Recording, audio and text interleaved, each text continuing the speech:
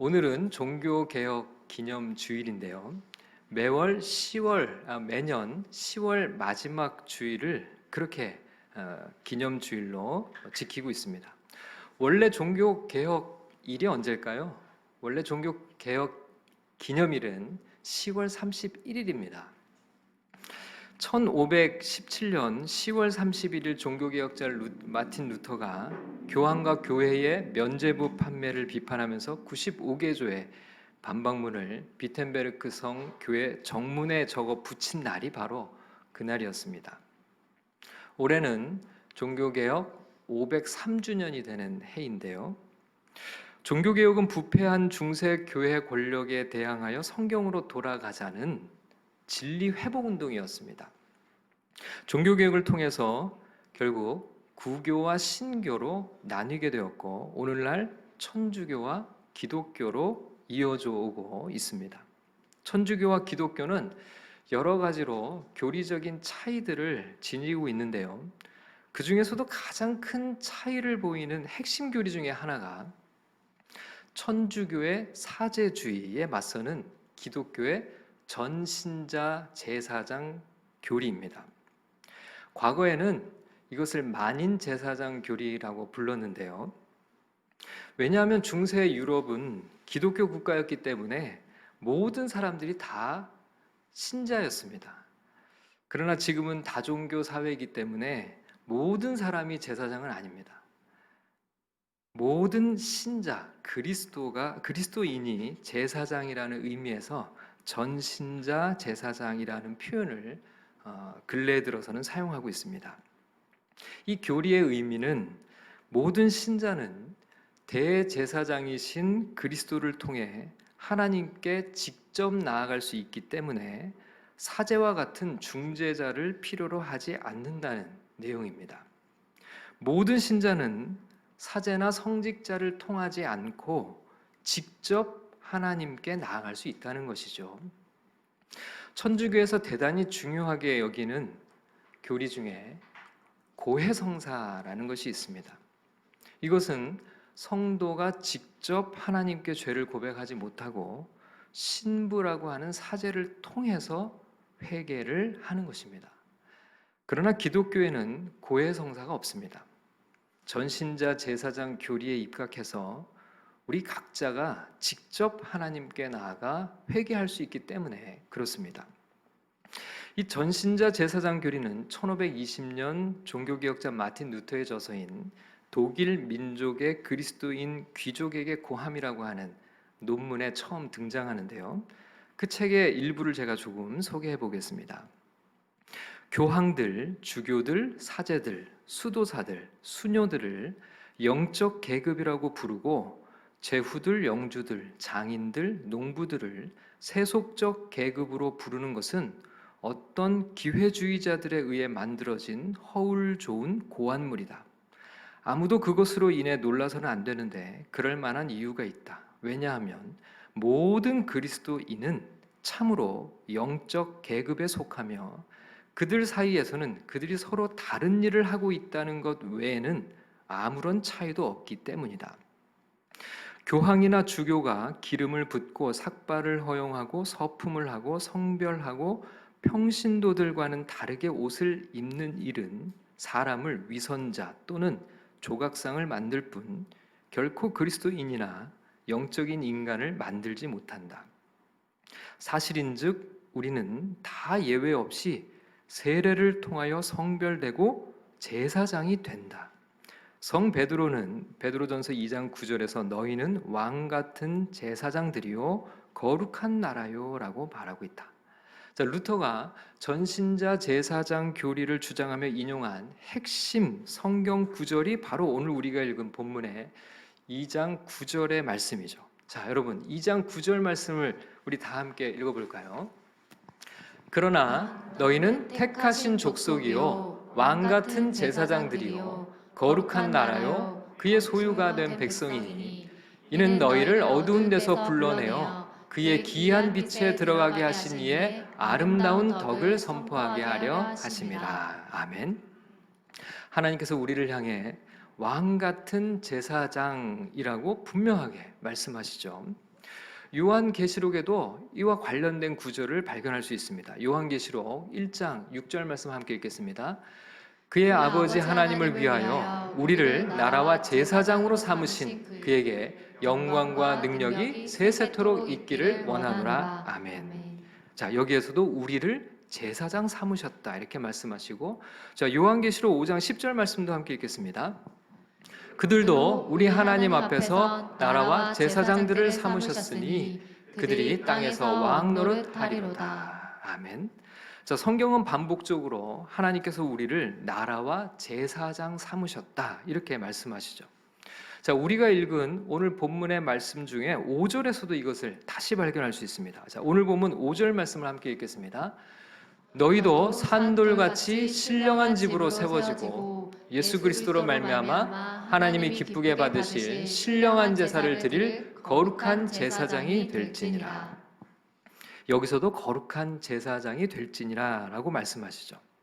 하나님께서는 모든 그리스도인들을 제사장으로 삼으셨습니다. 구약의 제사장은 하나님의 특별한 사명을 받은 구별된 자들이었습니다. 그런데 신약 시대에 와서 우리 모두를 하나님께서 제사장이라고 그렇게 부르시죠. 특별히 왕 같은 제사장, 거룩한 제사장으로 우리를 부르셨다는 것입니다. 그래서 우리는 하나님의 제사장으로서 특별히 구별된 존재라는 것입니다. 그럼 왕 같은 제사장은 어떤 사람들일까요? 거룩한 제사장으로 살아간다는 것은 어떤 것일까요? 어떻게 살아야 제사장으로의 부르심에 합당한 삶일까요? 신약 시대의 제사장은 과연 어떤 모습일까요? 자, 오늘 본문의 말씀 속에서 이 질문에 대한 해답을 찾아보려고 합니다. 말씀 가운데 왕 같은 제사장으로, 거룩한 제사장으로서의 정체성이 온전히 세워지는 은혜가 있으시기를 주님의 이름으로 축원합니다. 첫 번째로 기억할 것은 왕 같은 제사장은 말씀의 사람이라는 것입니다. 자, 왕 같은 제사장은 어떤 사람입니까? 말씀의 사람. 말씀의 사람은 하나님의 말씀으로 영의 양식을 삼는 사람입니다. 하나님의 말씀은 우리 영혼의 양식인데요. 자, 예수님이 이렇게 말씀하시죠. 사람이 떡으로만 살 것이 아니요 하나님의 입으로부터 나오는 모든 말씀으로 살 것이니라. 하나님은 말씀으로 우리를 창조하셨고 말씀으로 우리는 먹고 삽니다. 자, 오늘 본문 2절의 말씀을 다 함께 읽어보겠습니다. 갓난 아기들 같이 순전하고 신령한 젖을 사모하라. 이는 그로 말미암아 너희로 구원에 이르도록 자라게 하려 함이라. 자, 순전하고 신령한 젖이 뭘까요? 바로 하나님의 말씀이죠. 우리는 말씀을 통해서 영적인 영양분을 공급받게 됩니다. 갓난 아기들에게 젖은 곧 생명줄입니다. 젖을 먹지 못하면 자랄 수가 없습니다. 급기야 생명까지 위협을 받게 되죠. 그래서 아기들은 필사적으로 젖을 빱니다. 우리도 그렇게 말씀을 사모하라고 성경이 말씀합니다. 성도는 그 무엇보다도 하나님의 말씀을 갈망해야 하죠. 자, 특히 말씀을 먹는 것을 통해서 성경은 구원에 이르도록 자라게 된다고 말씀합니다. 자, 2절 말씀을 다시 한번 읽어볼까요? 갓난 아기들 같이 순전하고 신령한 젖을 사모하라. 이는 그로 말미암아 너희로 구원에 이르도록 자라게 하려 함이라. 여러분, 구원에 이르도록 자란다는 것이 무슨 의미일까요? 우리는 이미 구원을 받은 것 아닌가요? 그런데 구원에 이르도록 계속 자라간다. 이게 무슨 의미일까요? 자, 이 부분에 대해서 어느 주석가가 이렇게 설명했습니다. 신자들은 그리스도를 구세주로 영접했을 때 구원을 받는 반면에 구원은 거듭남의 시점에서 그리스도의 재림시까지 이어지는 계속적인 경험이다. 그리스도의 재림시 구원은 완료될 것이다. 그 사이에 우리는 이 땅에서 살면서 지속적으로 하나님의 말씀을 먹음으로써 구원 가운데 자라날 수 있다. 우리는 영적인 갓난 아기로 머물러서는 안 되며 그리스도 안에서 성숙해야 한다. 이렇게 말했습니다. 예수님께서 재림하시는 그날까지 우리는 성장을 지속하며 성숙으로 나아가야 한다는 것입니다. 자, 그러려면 어떻게 해야 한다고요? 열심히 말씀을 먹고 자라야 한다는 것이죠. 말씀을 먹지 않으면 갓난 아기에 머물러 있다는 것입니다. 그러나 우리가 열심히 하나님의 말씀을 먹고 자라며 성숙하면 그리스도 예수의 장성한 분량에 이르기까지 성장한다는 것입니다. 그러면서 점점 더 성숙해져 갑니다. 그 성숙의 예가 바로 1절에 나와 있는데요. 자, 1절 말씀을 다 함께 읽겠습니다. 그러므로 모든 악독과 모든 기만과 외식과 시기와 모든 비방하는 말을 버리고, 바로 이런 미성숙한 모습을 버리고 이제는 거룩한 제사장으로서의 면모를 갖추며 성장해 가는 것이죠. 그러기 위해서는 하나님의 말씀을 먹는 것이 절대적으로 중요합니다. 예수님께서 이렇게 말씀하셨습니다. 선한 사람은 그 쌓은 선에서 선한 것을 내고 악한 사람은 그 쌓은 악에서 악을 내느니라. 하나님의 말씀을 영의 양식으로 먹고 매일매일 먹고 또 먹으면 우리의 영혼과 마음은 하나님의 말씀으로 채워지게 되죠. 우리가 하나님의 말씀을 마음에 쌓으면 그 쌓은 말씀을 통해 우리의 인격과 성품과 삶이 변화된다는 것입니다. 베드로전서 1장 23절은 이렇게 말씀합니다. 함께 읽겠습니다. 너희가 거듭난 것은 썩어질 씨로 된 것이 아니요 썩지 아니할 씨로 된 것이니 살아있고 항상 있는 하나님의 말씀으로 되었느니라. 썩지 아니할 씨, 즉 살아있고 항상 있는 하나님의 말씀을 우리 안에 쌓을 때, 썩을 것을 쌓으면 우리의 마음도 부패하지만 영원히 썩지 않는 살아있는 씨를 우리의 마음에 쌓으면 그 쌓은 것이 싹이 나고 자라서 열매를 맺게 되는데 그 열매가 선이라는 것입니다. 그리고 바로 왕 같은 제사장의 삶인 것이죠. 하나님의 말씀을 영의 양식으로 삼고 왕 같은 제사장으로 살아가는 믿음의 백성들이 모두 되시기를 주님의 이름으로 축원합니다. 자, 두 번째로 우리가 기억할 것은 왕 같은 제사장은 예배자라는 것입니다. 진정한 예배자는 하나님이 기쁘시게 받으실 예배를 드리는 사람이죠. 이 세상에서 예배 받으시기에 합당하신 분은 오직 하나님 한 분밖에 안 계십니다. 이 세상을 창조하신 창조주, 온 세상의 통치자, 역사의 주관자요, 그리고 우리를 살리신 구원자, 하나님만이 예배받기에 합당하신 유일한 분이십니다. 그런데 그 하나님께서 오늘날 예배자를 찾고 계신다고 말씀하시죠. 자, 요한복음 4장 23절을 함께 읽겠습니다. 아버지께서 참되게 예배하는 자들을 온과 진리로 예배할 때가 오나니 곧 이때라. 아버지께서는 자기에게 이렇게 예배하는 자들을 찾으시느니라. 하나님께서 누구를 찾으신다고요? 이렇게 예배하는 자들을 찾으신다고요. 하나님께서는 우리를 바로 그 예배자로 부르셨습니다. 왕 같은 제사장은 바로 그 예배자입니다. 주님이 찾으시는 그 예배자. 자, 오늘 본문 5절의 말씀을 함께 읽겠습니다. 너희도 산돌같이 신령한 집으로 세워지고 예수 그리스도로 말미암아 하나님이 기쁘게 받으실 신령한 제사를 드릴 거룩한 제사장이 될지니라. 자, 거룩한 제사장은 무엇을 하는 자라고 되어 있습니까? 하나님이 기쁘게 받으실 신령한 제사를 드리는 자라고 되어 있죠. 영과 진리로 하나님을 예배하는 자, 하나님이 기쁘게 받으실 진정한 예배를 드리는 자, 그가 바로 왕 같은 제사장입니다. 그런데 그런 예배는 특별히 그리스도의 임재 가운데 드려지는 예배라고 말씀합니다. 자, 4절의 말씀을 읽겠습니다. 사람에게는 버림바가 되었으나 하나님께는 택하심을 입은 보배로운 산돌이신 예수께 나아가. 자, 여기서 예수께 나아가라는 것의 의미는 우리의 최초의 구원의 순간, 예수님 밖에 있고 예수님을 모르던 때에 이제 예수님의 그 은혜 앞에 나아가던 그 최초의 구원을 가리키는 표현이 아닙니다. 이 표현은 이미 신자가 된 성도들에게 주시는 말씀이니까요. 이 말씀은 그리스도의 임재 안으로 계속해서 들어가는 것을 말합니다. 문법적인 표현이 과거의 이례적인 사건을 가리키는 표현이 아니라 반복적으로 현재적으로 일어나는 것을 표현한 그런 문법으로 구성되어 있습니다. 그래서 그리스도의 임재 안으로 계속해서 들어가라는 의미입니다. 구약에서는 오직 이 특권을 누가 누렸을까요? 구약의 제사장들인 레위인들만이 누릴 수 있었던 특권이었죠. 그러나 이제는 모든 성도들이 언제든지 하나님의 임재 안으로 지속적이고 반복적으로 들어갈 수 있게 되었다는 것입니다. 누구를 통해서요? 예수 그리스도를 통해서죠.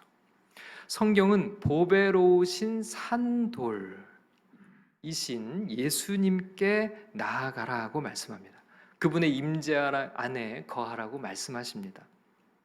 우리가 예수님 안에, 예수님이 우리 안에 거하실 때 진정한 예배가 회복됩니다. 왕 같은 제사장의 삶을 살게 됩니다.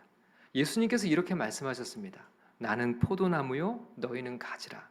그가 내 안에, 내가 그 안에 거하면 사람이 열매를 많이 맺나니 나를 떠나서는 너희가 아무것도 할 수 없습니다.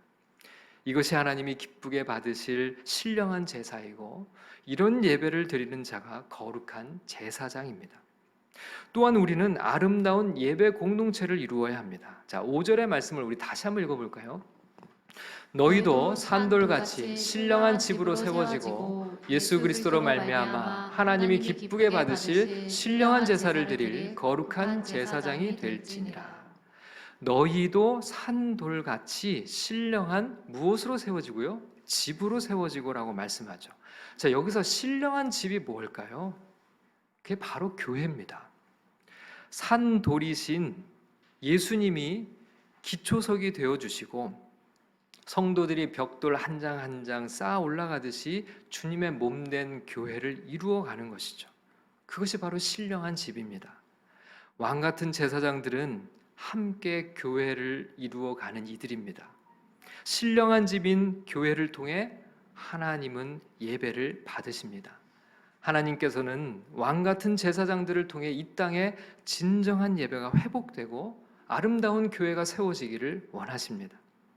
하나님께서 기쁘게 받으실 예배를 드리는 왕 같은 제사장들, 그리고 주님이 원하시는 아름다운 신령한 집인 교회를 이루어가는 복된 믿음의 종들이 모두 되시기를 주님의 이름으로 축원합니다. 자, 세 번째는 왕 같은 제사장은 사명자라는 것입니다. 자, 왕 같은 제사장은 어떤 사람입니까? 사명자입니다. 사명자는 세상에 하나님의 아름다운 덕을 선포하는 사람입니다. 하나님께서는 우리를 구원과 동시에 사명으로 부르셨습니다. 구원과 사명은 결코 분리되지 않습니다. 왕 같은 제사장은 사명자입니다. 사명을 주시기 위해 구원하셨고 구원의 은혜를 주셨기에 사명을 감당할 수 있는 것이죠. 특별히 하나님께서 우리에게 베푸신 구원의 은혜를 세상에 전하라는 사명을 우리는 받았습니다. 자, 9절의 말씀을 다 함께 읽어보겠습니다. 그러나 너희는 택하신 족속이요 왕 같은 제사장들이요 거룩한 나라요 그의 소유가 된 백성이니 이는 너희를 어두운 데서 불러내어 그의 기이한 빛에 들어가게 하신 이의 아름다운 덕을 선포하게 하려 하심이라. 우리를 택하셔서 왕 같은 제사장 삼으시고 거룩한 나라요 그의 소유가 되게 하신 이유가 여기에 나와 있습니다. 자, 9절 하반절을 보시면 이는이라고 되어 있죠. 즉 그 이유는 이라는 표현입니다. 즉 그 이유는 우리를 왕 같은 제사장 삼으시고 거룩한 나라요 그의 소유가 된 백성으로 삼으신 이유는 우리를 어두운 데서 불러내어 그의 기이한 빛에 들어가게 하신 이의 아름다운 덕을 선포하게 하시기 위함이다 라고 말씀하시죠. 하나님이 누구시며 하나님이 우리를 위해서 행하신 일들이 무엇인지를, 특별히 구원의 역사를 세상에 선포하도록 하기 위해서 우리를 부르셨다는 것입니다. 구약의 백성들은 하나님께 직접 나아갈 수 없었습니다. 대신 제사장들이 하나님과 백성들 사이에서 중재자 역할을 했습니다. 그러나 십자가 위에서 이루어진 그리스도의 승리로 말미암아 이제는 담대히 하나님 앞에 직접 나아갈 수 있게 되었습니다. 히브리서 4장 16절을 읽겠습니다. 그러므로 우리는 긍휼하심을 받고 때를 따라 돕는 은혜를 얻기 위하여 은혜의 보좌 앞에 담대히 나아갈 것이니라. 이제 우리가 할 일은 세상으로 나아가서 죄인들을 하나님과 화목하게 하는 그리스도의 제사장 직분을 감당하는 것입니다. 우리는 다른 사람들을 하나님께로 인도하는 그런 사명을 받았습니다. 고린도후서 5장 18절과 19절을 읽겠습니다. 모든 것이 하나님께로서 났으며 그가 그리스도로 말미암아 우리를 자기와 화목하게 하시고 또 우리에게 화목하게 하는 직분을 주셨으니 곧 하나님께서 그리스도 안에 계시사 세상을 자기와 화목하게 하시고 그들의 죄를 그들에게 돌리지 아니하시고 화목하게 하는 말씀을 우리에게 부탁하셨느니라. 아멘. 왕 같은 제사장으로서 우리는 세상에 나아가 온 인류를 구원하고자 하시는 하나님의 사랑을 선포해야 합니다. 우리의 구원자 되신 예수 그리스도의 생명을 전해야 합니다. 우리에게 행하신 가장 위대한 일, 복음을 전해야 합니다. 우리를 구원하기 위해 이 땅에 오신 예수 그리스도를 전해야 합니다. 바로 하나님은 이런 사명자로 우리를 부르셨습니다. 세상에 하나님의 아름다운 덕을 선포하는 왕 같은 하나님의 제사장들이 모두 되시기를 주님의 이름으로 축원합니다.